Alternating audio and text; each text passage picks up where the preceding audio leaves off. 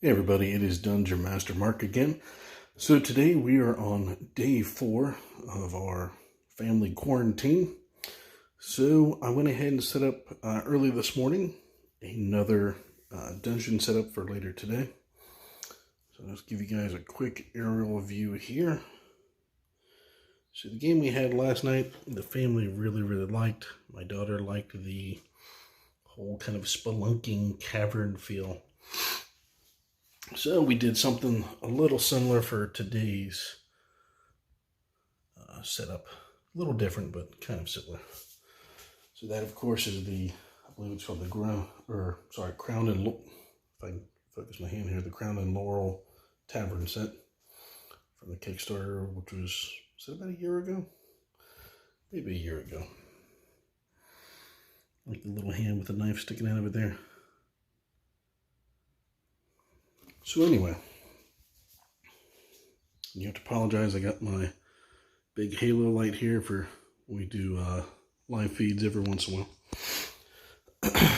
So the premise for this particular scenario is going to be the party is kind of encounters this like intermediary. They say, hey, I know you guys are adventurers. If you guys are interested in a job, I work for the owner of an establishment here in the city, and they are looking for someone to take care of a vermin problem, some type of spider.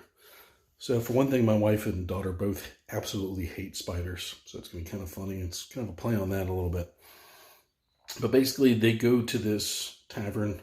They're going to meet with the owner there. The owner tells them he has a job for them, but he wants them to sign basically the version of a non-disclaimer statement form, just saying, hey, you can't say anything about what you see in our establishment or what happens. If one of you does die, we're going to pay for a raised dead, blah, blah, blah. So what's going to happen is, if they do agree to that, the tavern keeper lets them know that they're actually a tavern. They also work for a money lending and like pawn brokering service, and they have a vault down below their establishment, which you can get through by that little trap door there. So basically, when people come in, they may bring, like a satchel of items that need to go to the storage area in the back, and then one of those guards can take it down here. And they have 3 different levels of security.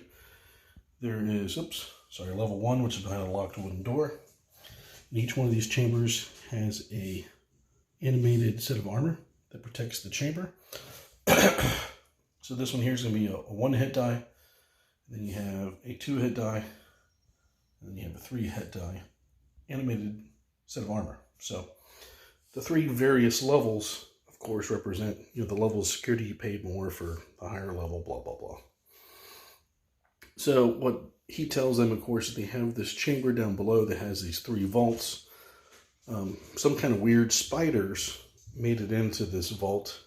What he does not tell them is that they also had a particular necromancer that had wanted to store 10 skeletons in this chamber, which they did for a fee, of course. The spiders came in, destroyed the skeletons, which they're going to find some of these skeletal remains on the floor that have been destroyed. It looks like they just literally were standing there and were destroyed. So the party's going to have to figure some of this out through heal checks, knowledge checks, things like that. Now, these are actually a mutant type of spider, which the party is going to discover that they burrowed in through the wall. And there's these little kind of set of catacombs down below. And they lead up to a larger chamber up above that looks like it's partially collapsed. So it looks like only part of this group of spiders made it into this chamber. So they have a couple different options at the end of this. Now there are some eggs, so they'll be able to destroy that. That way these are destroyed. If they wish to, they can continue on to the next chamber area, which will require some digging through there. They may need to get permission from this tavern owner / entrepreneur to, continue with that particular quest arc. Or they can just take the money, the fee they get from this, and put it towards some more adventuring gear and call it a day. So should be kind of interesting. Like I said, if you have a player, especially if you're playing with like your wife and kids and they hate spiders or anything like that, it's always kind of funny sometimes just to add things that the player character either really, really likes or really, really hates, just to kind of feed into that. But yeah, like I said, that is the setup for today. Thanks everyone for watching. I know a couple people asked the other day in one of our Facebook groups if I would consider doing a video of the new game room, which is kind of a mess at the moment, and I just got done reorganizing most of the minis, so I have to pardon the light there. But yeah, there's tons of minis. I still got to organize. That one tub down there is full of miniatures I need to go through. So if I get time later today or tomorrow, I may see about organizing the rest of those, cleaning up this room a little bit, and then show you the massive miniature collection.